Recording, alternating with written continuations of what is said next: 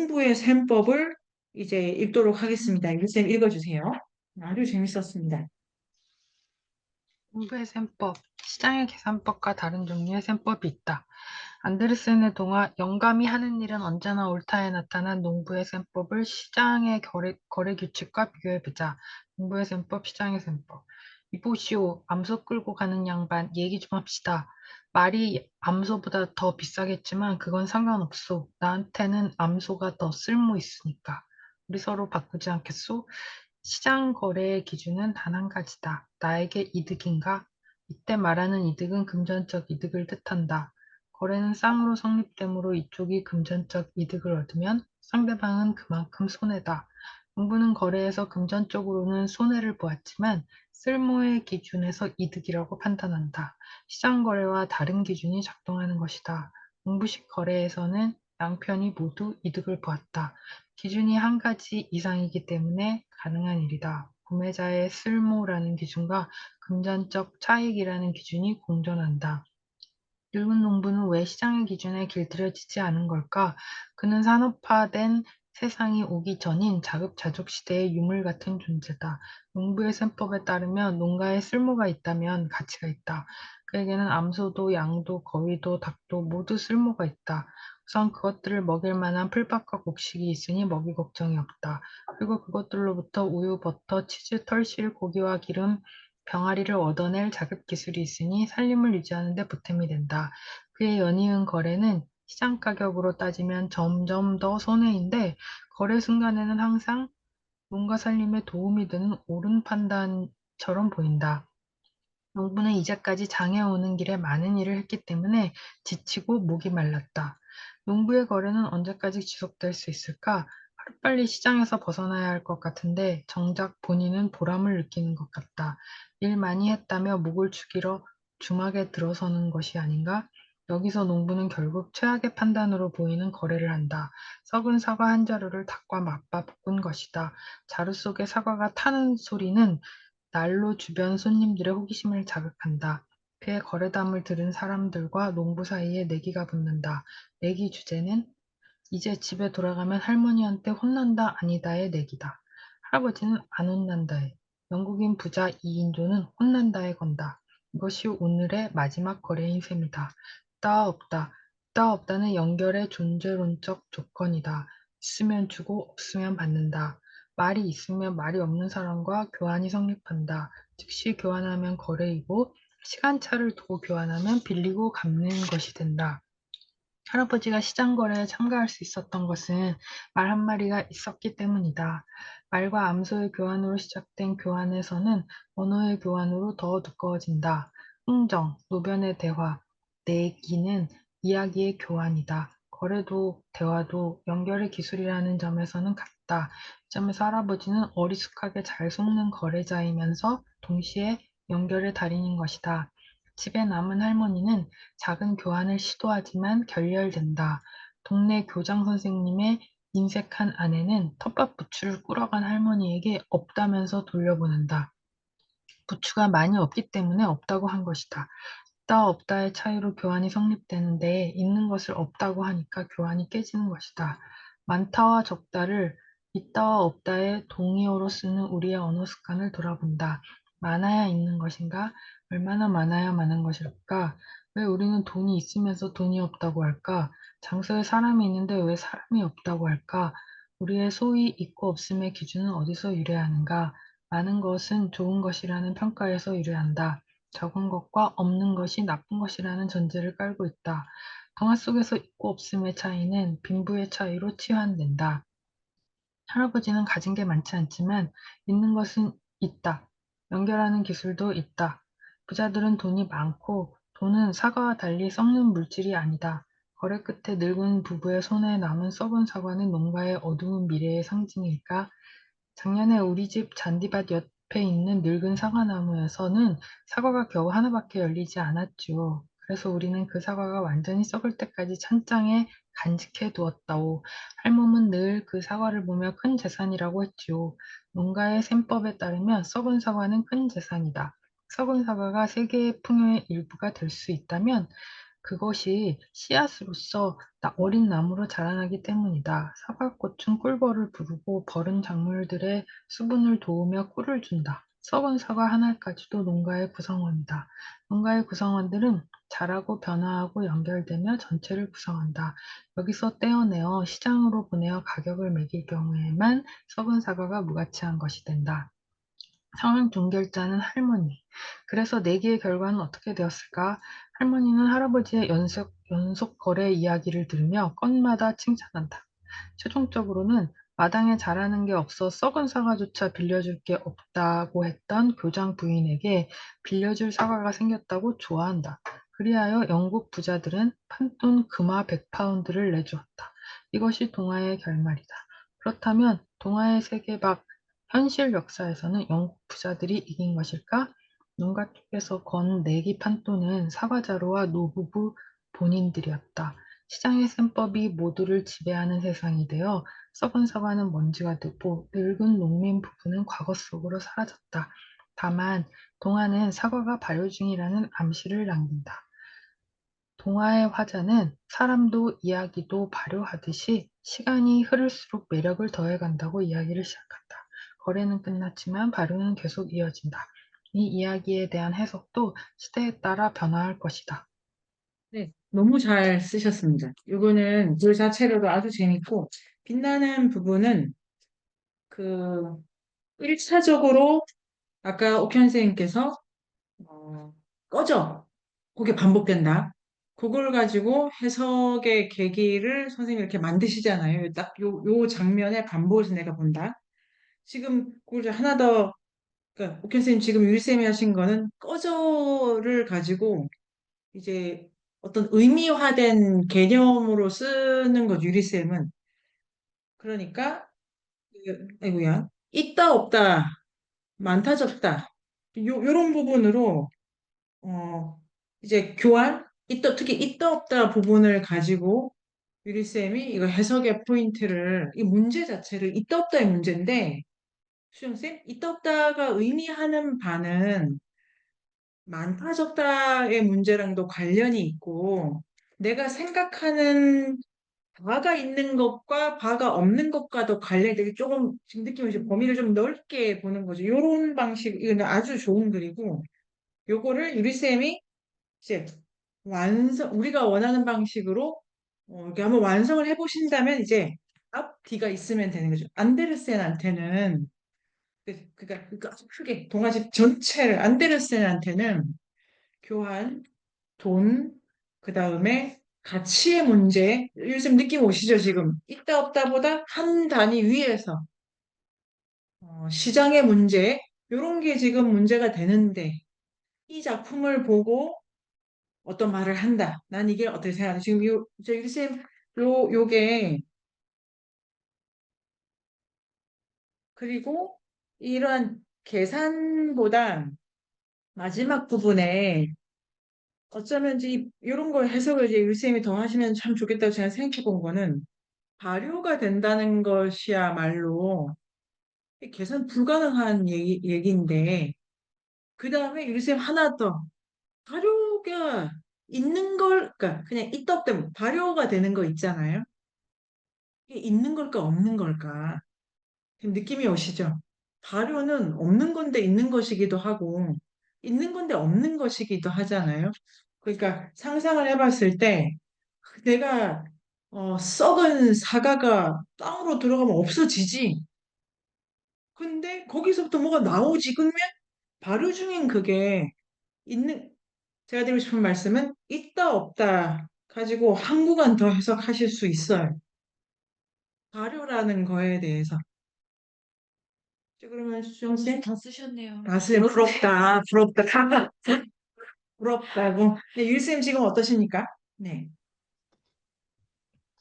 이제 결과만 두고 봤을 때, 그러니까 이 이야기의 결과만 두고 봤을 때, 소를 가지고 나가서 100파운드를 갖고 온 거예요. 그러니까 네네.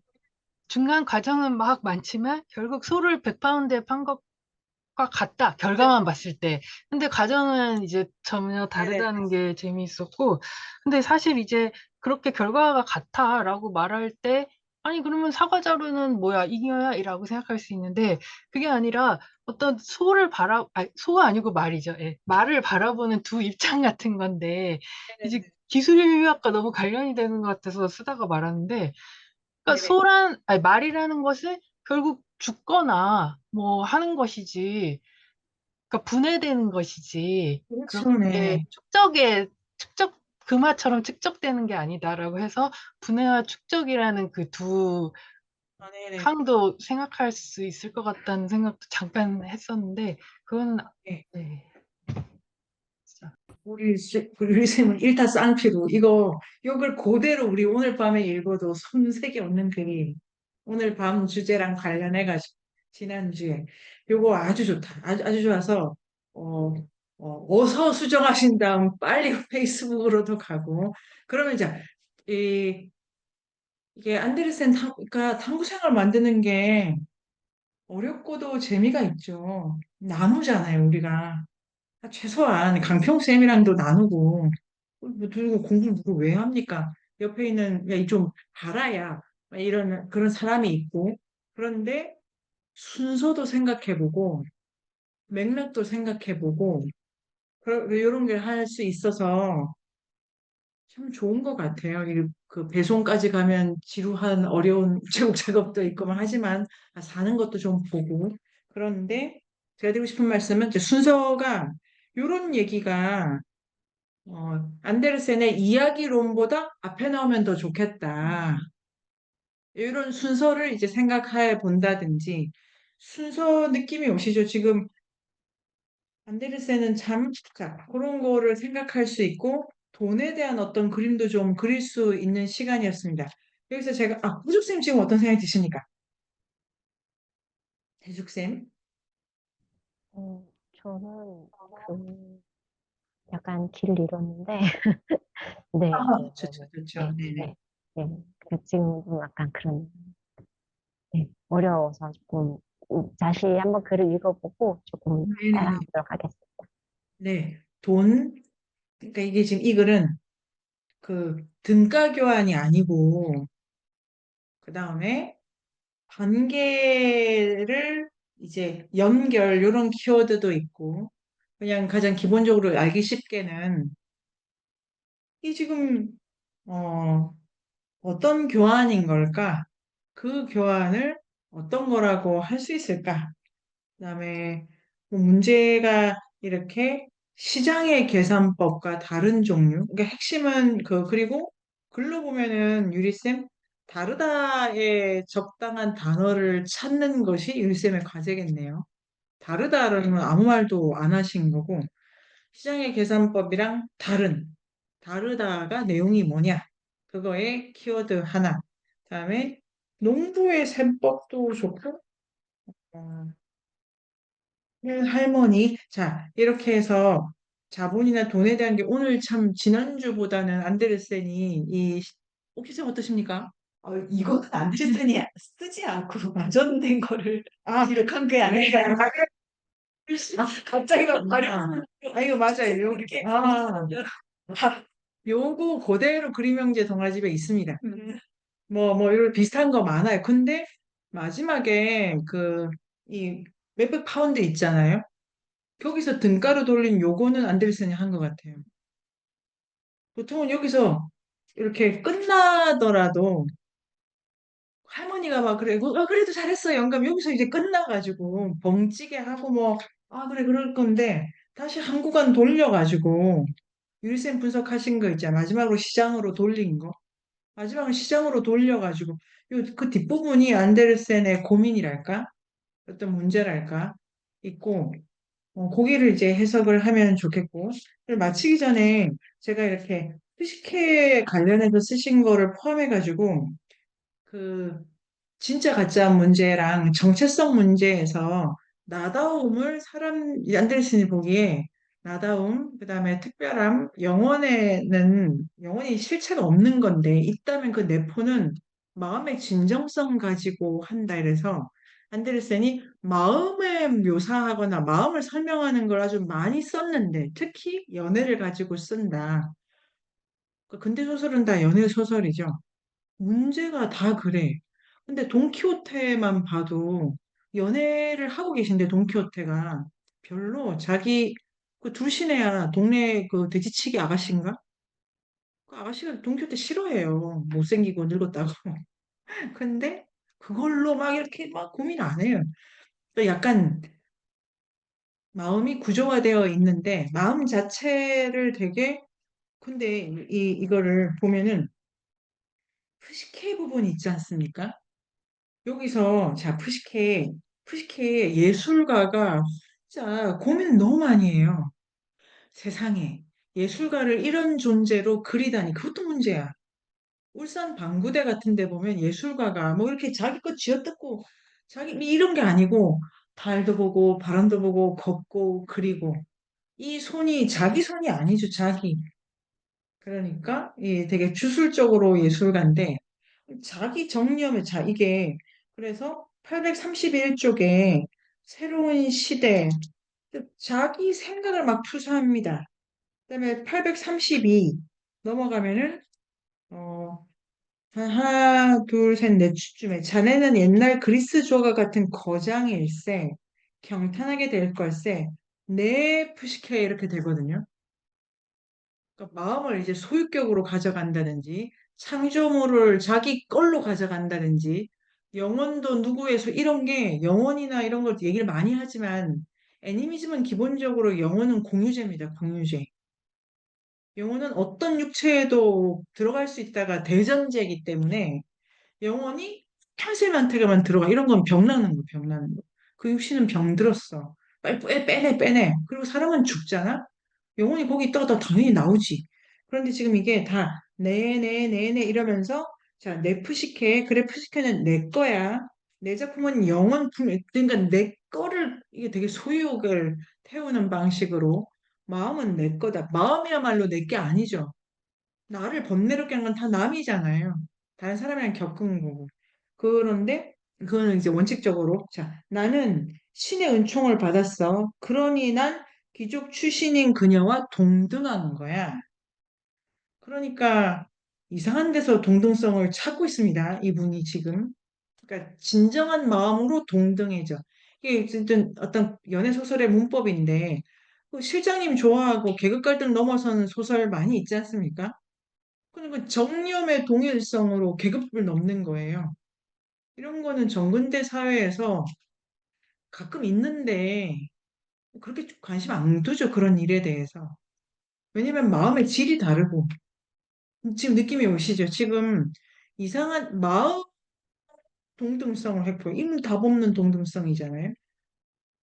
그런데 833쪽이 여기가 우리가 만약에 그러니까 그 수정쌤, 옥현쌤, 해숙쌤 이게 그 우리 표지를 아 이게 어떤 걸로 가면 좋겠다. 쌤 마음껏 선생님께서 한번 해석을 해보셔도 참 좋겠다 생각이 들고 각자 글을 막 쓰는데요. 이거 말고 오디오북을 제작한다 우리가 할 때 저는 833쪽 이런 거 낭송을 하면 참 이상하겠다. 자, 소녀가 예술가에게 말을 건넸다. 찾으셨죠, 중간에. 자, 막 그래서 그 문단에 소녀의 손은 예술가를 불태우다 혼자 타는 거죠, 지금. 혼자 그냥, 그 다음에 너무 흥분하여 자신이 무슨 말을, 그러니까, 돌았어. 지금. 이렇게 정신줄을, 아니, 예술가를 이렇게 그리면 안 되죠. 정념에 취하고 자기가 느꼈던 관념에 이렇지 않습니다. 아니, 그러니까 그런데 그런 이런 예술가도 있지만 고대 예술가는 정신 똑띠 차리고 이렇게 그 샤먼이죠, 샤먼. 그러니까 아주 자연을 통찰해 가지고 명징한 상태에서 그림을 그리거나 시를 읊는데 여긴 지금 그 다음에 분화구가 시뻘건 용암을 뿜어내는 화산, 그러니까 마음이 부글부글 끓는데 제목이 하여튼 이런 애들 얼어 죽잖아요. 굳이 말하자면은 그런데 뭐 너무 사랑하는지를 고백을 했더니 모욕을 느낀 듯했다. 당연하지. 그런데 썩 꺼져 나가 이기고 그 다음에는 갑자기 그러니까 요는 뭐냐면은 이 마음이 하는 공식이 여기 있는 거예요, 여기. 자, 자기가 생각한 거 좀 키워. 약간 확인해. 달라? 이럴 때 그 점화가 돼. 요거 이상한 메커니즘이 아닐까요? 반발력으로 타는 거예요, 지금. 아니, 사랑한다며. 그러면 이럴 수도 있지 않습니까? 네가 나를 몰라볼 수도 있지. 많은 사랑이 있죠. 남녀 간의 사랑도. 다른데 가끔 보자 이럴 수도 있고. 그래, 넌 그럴만해. 이게 아니고 지금 나를 안 알아줘? 이거고. 그러니까 나라고 하는 걸 확인을 어떻게 하냐면 안 알아줘로 확인하는 거예요. 안 알아줘로. 그러면 상대가 더 몰라줘 하면 더 타겠지. 이거는 이게 고대 그리스의 덕 있는 자유인이 굳이 말하자면 완전히 다르죠. 저의 덕은 용기입니다. 상대가 넌 용기가 없어. 뭐 그게 당신은 그렇게 생각할 수 있죠. 당신의 덕은 느긋함이시니까요. 이게 지금 용기랑 느긋함이랑 비교 불가능하잖아요. 이게 뭐냐면은 텅 빈. 자, 여기가 이반 일치가 비판하는 거예요. 내용은 없는 자기의 자기. 내용이 그러니까 반발력으로 심어지는 자기예요. 이런 부분이 이반일치랑 더 적당하다. 그래서 혼자 타고 그 다음에 835쪽에 그 다음에 이게 되게 야릇한 소설인 것처럼 이상한 언니들도 만나서 놀다가 아, 내가 그래서 나한테 지금 혼자 왔다 갔다 하는 것이 예술가냐? 이런 그러니까 예술이라는 기호를 어, 정념과 그 예술가 그 자신밖에 모르는 창조성이랄까? 고집? 이런 걸로 예술가를 가져가려고 하고 있다. 그거와 함께 그래서 내면 지금 다 죽죠. 그 다음에 진짜 긴 거 있지 않습니까? 이번 주에 읽은 거, 그 얼음 계곡에 그거 뭐죠? 얼음 소년. 얼음 천이요, 제목은 참. 이것도 중간에 질투지 않습니까? 질투? 그러니까 이게 뭐지? 질투로 자기를 일으켜요. 질투는 뭐냐면 삼각관계인데 걔 없었으면 이 정도로 안 타오를 거잖아요. 그러니까 이게 뭐냐면 자기를 확인하는 독특한 코드를 넣고 있다. 내용에 그러니까 중요한 거는 이 자기가 텅 비어 있다. 자, 수영쌤 어떤 생각이 드십니까?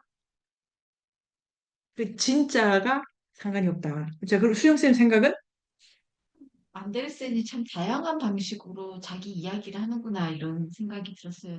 자기라는 거를 붙들고 싶고 안 붙들어지고 붙들어야 할까 싶고 뭐 이런 어, 그런 독특함이 보입니다. 보이고 이 질투의 장면 같은 거는 정말로 이런 게 저 너무 그 나츠메 소세키의 명암이라는 마지막 작품 같은 거 보면 질투에 타는 여자의 마음을 뭐 그냥 말로 느낄 수 있거든요. 막 이렇게 일본 그 새언니가 너무 미운 거야. 새언니, 난 시집을 제대로 못 가는데 쟤는 뭔데 가진 것도 없는데 우리 오빠한테 시집 와가지고 우리 오빠 딴 여자 좋아하는지도 모르고 막 이런 거예요. 근데 그 여동생이 오빠 치질인가 그런 수술하는데 그 엉덩이 까고 누워있는 오빠 옆에서 병원 앞뒤에서 그 언니랑 주고받는 대화를 보면은 그 마음이 엉망진창인 게 너무 적나라하게 소새끼가 그리거든요. 그리더라고요. 거의 그거 보듯이 그 처음에는 얼음 그 소년인 줄 알았더니 그 이 말도 안 되는 애 있잖아요. 그 약혼녀 놀리고 사촌이랑 바람날 생각을 하고 이런 마음까지도 너무 잘 묘사를 해가지고 그러니까 갈데 없는 마음을 그리는 거 이게 너무 박진감이 있었는데 그런 걸 이제 그 마음을 표현하는 데에 아주 적극적이다 지금 그런 것도 안데르센이 가진 부분이고요. 오늘 아주 다양한 얘기를 많이 했고 유리쌤 오늘 어떠셨습니까? 네, 오늘도 재밌었습니다. 그, 그 얼음처녀에 나오는 바베테? 그 캐릭터도 재밌었는데, 참 나이도 어린 사람이, 18인가요? 그랬는데 되게 평면적이지 않고 나름 왜 있더라고요, 입체적으로. 그러니까 질투를 유발했지만 그게 뭐 악의해서 한 것도 아니고 타락해서 한 것도 아니고 되게 그냥 어리면서 잘 모르면서 이렇게 저렇게 재밌다. 그래서 이렇게 해보고 그러면서도 나의 사랑을 왜 몰라주는지 도리어 자기가 화를 내고 이런 게 좀 철없으면서도 재밌었고요. 그다음에 마음이나 정념의 문제를 다룰 때 이 안데르센이 사는 사회가 그냥 이렇게 뭐 그 사람들의 삶이 음 어땠는지는 모르겠지만 마음의 문제를 다루면 사람들이 좀 조마조마하잖아요. 왜냐면은 어떻게 결말이 날지 이 마음이 어디로 이 사람을 끌고 갈지 모르는 일이니까. 그래서 그 사람이 정신 차려서 뭐 잘했습니다. 뭐 모든 것이 정상으로 돌아왔습니다. 이렇게 하지 않으려고 하는 거잖아요. 마음을 다룬다는 건. 어디로 갈지 네. 모르는 상황을 만드는 건데 그, 그, 그러면 그 사회가 어, 너무 꽉꽉 그러니까 이렇게 틀지어 있었을까? 뭐 그런 생각도 해보았고요. 그, 네. 예, 이게 자, 오늘 예. 저녁 시간을 응용하면은 오늘 그 작은 것이 아름답다 한 건 준비해 두시죠. 그거랑 굿 워크라고 EF 슈마어 선생님의 두 책이 같은 책입니다. 같은 책인데 작은 것이 아름답다가 더 유명하기도 하고 더 더 많이 쓰신 건 설명이 더 많고 그런데 거기에 이 사회가 시장 사회고 뿌리 뽑혀서 그런 사람들의 도시에서 이제 붙들 게 없는 거예요. 옛날에는 엄마, 뭐 옆집에 언니, 그다음에 건너마을 뭐 후장님 이렇게 이제 나를 붙들어주는 관계가 있었는데 임금 노동자가 돼서 서울역에 딱 내리면 기댈 데가 없으니까 이제 마음을 붙잡죠. 그게 이제 그 소설의 역사라고도 설명하시는 그 것도 있고. 근데 율쌤 말씀하신 것처럼 되게 고립되어 있다고 생각이 들죠. 그 끝에도. 그런 생각도 들고. 그래서 마음을 다루면 뭔가 더 많이 알 것 같은데, 오히려 뭐 한 건가? 뭐 저는 이런 생각도 들고. 근데 마음이 이야기의 주요 주제로 온다. 아주 중요한 이야기거리로 온다. 그 다음에 그건 실체가 없기 때문에 되게 외부와 반발력 속에서 자꾸 포착이 된다. 해숙쌤 오늘 어떠셨습니까? 오늘 저는 읽으면서 이 부분에서 약간 가늠하기 힘든 이야기들이 몇 개 있었어요. 푸시케나 새로운 세기의 시의 연인은 이거 어떤 관점을 가져야 될지도 사실은 좀 어려웠었는데, 선생님들 쓰신 글들 보면서 조금이라도 조금, 이런 내용일 수도 있구나. 약간 뒷모습만 조금 알게 된, 아직 좀 어려워요. 네. 네네네. 네. 헬쌤 글을 아주 많이 쓰고 계세요. 그거를 좀 더 풍요롭게 드는 생각 아무거나 다 써볼 거야. 편하게. 그 다음에 뭐 띄어쓰기 이거 가다가 틀리고 근데 또 고칠 거야. 이런 마음으로 편하게 편하게 많이 쓰시면 헬쌤이 이게 선생님 쓰시면 헬쌤이 아시게 됩니다. 딱 이렇게. 그리고 옥현쌤 오늘 어떠십니까? 수업이 끝나니까 오늘 제가 쓰고 싶었던 게 안데르센이 자꾸 영원을 얘기하는데 좀 그게 기만적이다. 안데르센이 안데르센이 기만적이다. 그 얘기를 쓰고 싶었던 것 같아요. 그렇죠. 그 안데르센이 말하는 게 영원이 아닌 것 같아요. 아니, 그러니까 네. 그걸 두고 네. 기만이라 안 그래. 기만은 용법이 알고 속이는 거예요. 남을. 무섭게. 옥현생 기만적이 이러면 옥현쌤이 나를 이거를 모를 줄 알고 저러신단 말이야. 이런 거. 그러니까 약간 선생님 쓰시는 단어를 일반적으로, 그러니까 알데르센 지금 속인다기보다 이게 지금 그건가? 이런 거고 본인은 착하시니까 이거 약간 맞추시면은 되고 그 오케이 선생님 지금 받은 어떤 느낌이 있잖아 받으신 느낌 그거는 맞고 수정 쌤께서는 네, 재밌었습니다. 네네네 우리 써봐야 모르는 게 안다. 그거를 맞아요 그러니까 오케이 선생님 좀 더 이거는 기만인간에서 이제 검산도 해보시고 공부를 사전을 찾아보시기도 하고, 그리고 선생님들 그 외국어가 되게 도움이 많이 돼요. 단어를 약간 다르게 쓰잖아요. 그러니까 뭐 일본어를 알아, 영어를 알아 이거보다 이 단어가 좀 다르게 쓰일 수도 있다는 거를 환기를 해가면은 그 좋죠. 그래서 그런 것도 하고. 안녕. 오늘은 우리 독립기념일. 인류학의 숲으로 초대합니다. 인문세닷컴에서 만나요.